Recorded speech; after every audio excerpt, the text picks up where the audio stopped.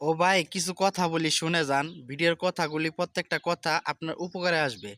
যদি আপনি বিদেশ আসার জন্য আগ্রহী হন বা বিদেশ আসবেন, সঠিক পরামর্শ নিছেন, আমি একটা কথা বলি, আপনারা যে কোনো কান্ট্রি, বিশ্বের যে কোনো কান্ট্রিতে আপনি কাজ করার উদ্দেশ্যে আসবেন, বাংলাদেশে আগে আপনি যে কোনো একটা কাজ শিখে প্রবাসে আসেন। হয়তো গাড়ি চালানি শিখেন, ইলেকট্রিশিয়ান, প্লাম্বার বা এগুলো যদি আপনি কাজ শিখে প্রবাসে আসেন, আপনার কাজের কোনো অভাব হবে না।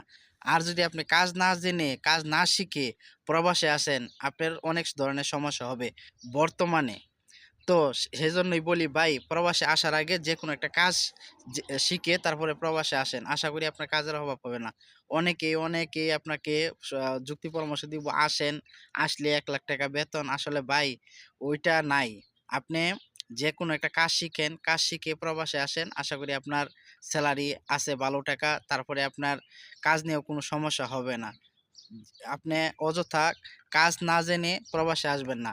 কাজ জেনে তারপরে প্রবাসে আসেন। আশা করি আপনার কাজের অভাব হবে না। ভিডিওটা ভালো লাগলে অবশ্যই লাইক শেয়ার করে দিবেন।